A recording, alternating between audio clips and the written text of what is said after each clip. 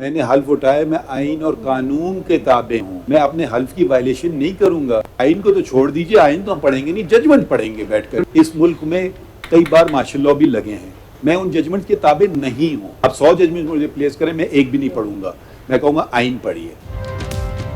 पाकिस्तान की तारीख में पहली बार सुप्रीम कोर्ट की कार्रवाई बराह रास्त। Supreme court practice and procedure act के खिलाफ दरखास्तों की फुल कोर्ट समाअत। चीफ जस्टिस काजी फाइज ईसा ने रिमार्क्स दिए, अदलिया की अंदरूनी आज़ादी के साथ साथ एहतसाब और शफाफियत भी अहम है। अदलिया की आज़ादी का ये मतलब नहीं कि केस को 10 साल ना लगाऊं। मैं अपने हलफ की खिलाफ वर्जी नहीं करूंगा। पार्लियामेंट बेहतरी लाना चाह रही है तो समझ क्यों नहीं रहे। अगर ये बुरा कानून है तो आइन के मुताबिक बता दें कौन सा सेक्शन किस आइनी शिक से मुतसादिम है। जहां बुनियादी इंसानी हुकूक की खिलाफ वर्जी हुई वो बताया जाए। रेकॉर्डिंग केस में मुल्क को $6 अरब का नुकसान हुआ। ऐसे इख्तियारात आप मुझे देना भी चाहें तो नहीं लूंगा। रूल्स को छोड़ें, आइन की बात करें। क्या आप चीफ जस्टिस को किसी के सामने जवाबदेह नहीं बनाना चाहते?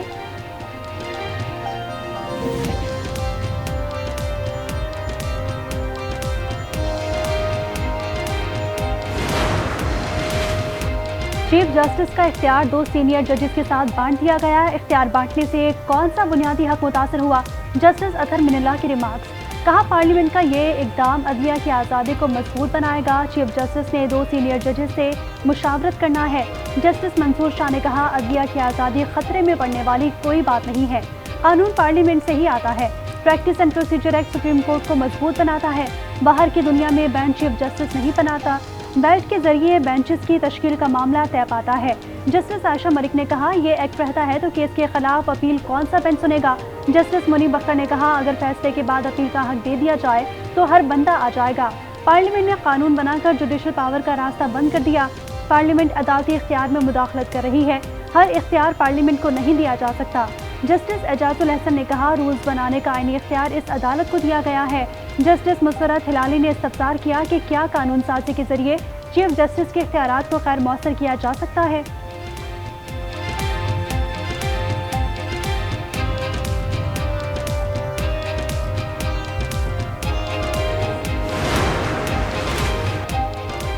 पार्लियामेंट के पास कानून साजी का इख्तियार आइन से मशरूत है। प्रैक्टिस एंड प्रोसीजर का इख्तियार सुप्रीम कोर्ट को दिया गया। बेंचेस से मुतालिक फैसला सुप्रीम कोर्ट के करने का है। सुप्रीम कोर्ट के तमाम जजेस बैठकर रूल्स बनाते हैं। ख्वाजा तारिक रहीम के दलाइल। कहा, ये दरखास्त अवामी मफाद में लाई गई। अंदरूनी मामलात में मुदाखलत होगी तो ये सुप्रीम कोर्ट नहीं रहेगी। इम्तियाज सिद्दीकी ने कहा कि खिलाफे आइन कानून साजी से बुनियादी हकूक मुतासर होते हैं। ये कानून पार्लियामेंट से नहीं हो सकता, फुल कोर्ट कर सकता है। वफाकी हुकूमत की प्रैक्टिस एंड प्रोसीजर एक्ट के खिलाफ दरखास्तें मुस्तरद करने की इस्तदा। मेरिट पर भी पार्लियामेंट के कानून के खिलाफ दरखास्तें नाकाबिले समाअत हैं। तहरीरी जवाब सुप्रीम कोर्ट में जमा। पार्लियामेंट आइन के तहत कानून साजी कर सकती है। आइन पार्लियामेंट को कानून बनाने से नहीं रोकता। एक्ट से अदलिया की आज़ादी मुतासर नहीं होती।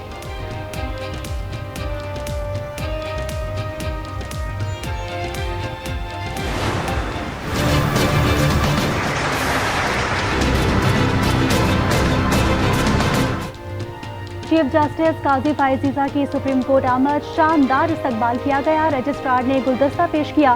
चीफ जस्टिस का गार्ड ऑफ ऑनर और बुलेट प्रूफ गाड़ी लेने से इनकार। अदालत आते हुए कोई रूट नहीं लगाया गया। पुलिस को अपनी जिम्मेदारियां दिलजमी से अदा करने की हिदायत। स्टाफ का शुक्रिया भी अदा किया। कहा, आपका बहुत ताउन चाहिए। लोग अपने मसाइल खत्म करने के लिए सुप्रीम कोर्ट आते हैं, उनसे मेहमान जैसा सलूक करेंगे। इंसाफ के दरवाजे खुले और मवार रखेंगे।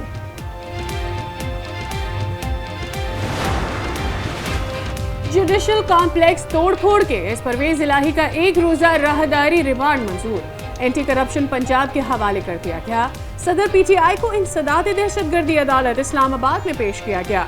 जज अबुल हसनात जुल्करनैन ने रिमार्क्स में कहा, परवेज इलाही की कब जान छूटेगी। वकील सफाई ने बताया, कभी किसी शहर और कभी किसी शहर चक्कर लगवा रहे हैं।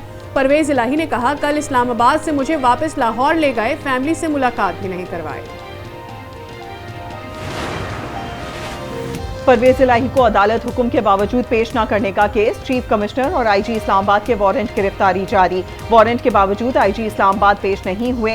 लाहौर हाई कोर्ट ने अमल दरामद न कराने पर मुतालिका एसपी को तौहीन अदालत का नोटिस जारी कर दिया। डीआईजी ऑपरेशंस और डीआईजी इन्वेस्टिगेशन ने तौहीन अदालत नोटिस पर जवाब जमा करवा दिया। अदालत ने जवाब मुस्तरद कर दिए। आइंदा समाअत पर फर्द जुर्म की कार्रवाई के लिए तलब।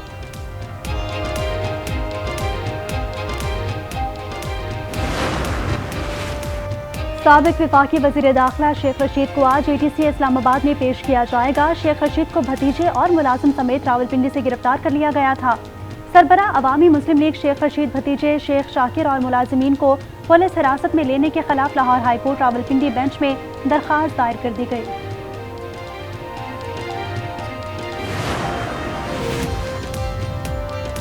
ऑडियो लीक्स के खिलाफ केस। इस्लामाबाद हाई कोर्ट ने वजारत दाखिला और पीटीए के तहरीरी जवाब गैर तसल्ली बख्श करार दे दिए।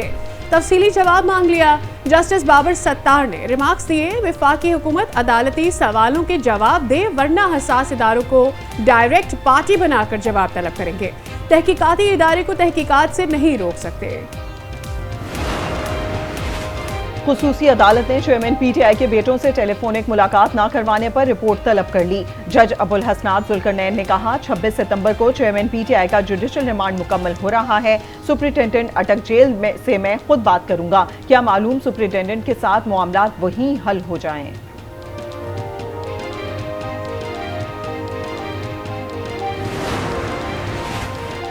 इस्लामाबाद हाई कोर्ट में साइफर गुमशुदगी केस। चेयरमैन पीटीआई की दरखास्त से जमानत पर एफआईए को नोटिस जारी। जवाब तलब। वकील सुलेमान सफदर की समाअत जल्दी रखने की इस्तदा। चीफ जस्टिस आमिर फारूक ने रिमार्क्स दिए, एक प्रोसीजर के तहत मामला चलते हैं।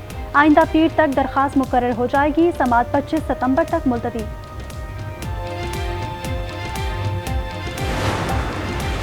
तरक्कियाती मंसूबों में करप्शन केस में अहम पेशरफ। लाहौर की एहतसाब अदालत ने मोहम्मद खान भट्टी को 7 रोजा जुडिशल रिमांड पर जेल भेज दिया। नैब की मजीद जिस्मानी रिमांड की इस्तदा मुस्तरद। 25 सितंबर को दोबारा पेश करने का हुक्म। सुप्रीम कोर्ट के नैब तरामीम केस के फैसले पर एहतसाब ब्यूरो ने आज अहम इजलास तलब कर लिया। नैब रेफरेंसेस दोबारा एहतसाब अदालत को भेजने के मामले पर गौर होगा।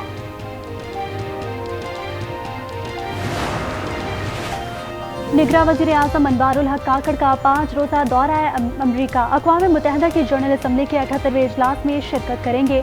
जनरल असम्बली के साइडलाइंस पर आलमी रहनुमाओं से मुलाकातें भी होंगी। अनवारुल हक काकड़ अक़वाम मुत्तहिदा के इजलास में पाकिस्तान की नुमाइंदगी के लिए पुरजोश। कहते हैं, आलमी माहौलियाती चैलेंजेस, आलमी रहनुमाओं से बातचीत करूँगा। बैनुल अक़वामी मीडिया और थिंक टैंक से तबादला ख्याल करूँगा।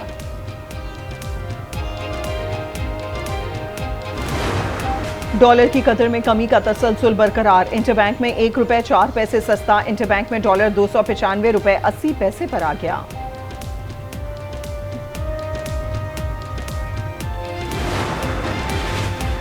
कोयटा में एएनएफ की मनशियात स्मगलिंग के खिलाफ बड़ी कार्रवाई। 4 स्मगलर्स गिरफ्तार। ट्रक से 2.25 टन से ज्यादा मनशियात बरामद। ये समझता हूँ सबसे ज़्यादा जो जिम्मेदार हैं इसके सियासतदान हैं।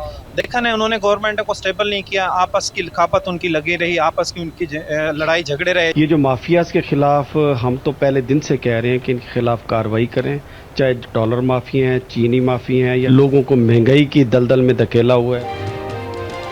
अवाम का स्मगलिंग की रोकथाम और जखीरा अंदोजी के खिलाफ क्रैकडाउन पर रद्द-ए-अमल। निगरान हुकूमत और पाक फौज के अहसन इकदाम को सराहा। कहा, किसी हुकूमत ने मुल्क का नहीं सोचा। बर वक्त इकदाम से महंगाई की शरह नीचे आई। सरकारी इदारे बिजली बिलों की मद में अरबों रुपए के नादहिंदा निकले। लेस्को ने डेट डिफॉल्टर से रिकवरी का दायरा कार वसी कर दिया। फहरिस्त जारी कर दी गई। वासा लाहौर 7 अरब, Punjab irrigation and power department 59 crore, महकमा रेलवे 53 करोड़, महकमा सेहत 42 करोड़, महकमा पुलिस पर 43 करोड़ से जायद के नादहिंदा हैं। तहरीक इंसाफ के साबिक एमपीए फजल इलाही की मुबैना ऑडियो। वापडा को धमकियां। कहा, वापडा वाले इलाके में आए तो वापस नहीं जा सकेंगे। अगर कोई ऑपरेशन हुआ तो सबसे पहले मैं गिरफ्तारी दूंगा। पेस्को चीफ ऑफ एक्सचेंज से राब्ते में हूँ।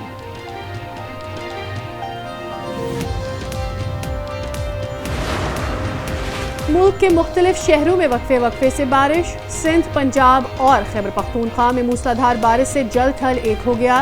नशीबी इलाकों में पानी भर गया। आसमानी बिजली गिरने से खातून समेत 2 अफराद जाँ बहक। गोलारजी में तूफानी हवाओं के बाइस बिजली के पोल्स, दरख्त और मकानात की छतें गिर गईं। पेशावर में बारिश से गर्मी का जोर टूट गया। कराची में आज से हल्की बारिश का इम्कान। सिलसिला 3 रोज तक जारी रहेगा। इस्लामाबाद, रावलपिंडी में डेंगू केसेस में मुसलसल इजाफा। जुड़वा शहरों में मजीद 48 शहरी डेंगू से मुतासिर। 10 मरीजों की हालत तशवीशनाक।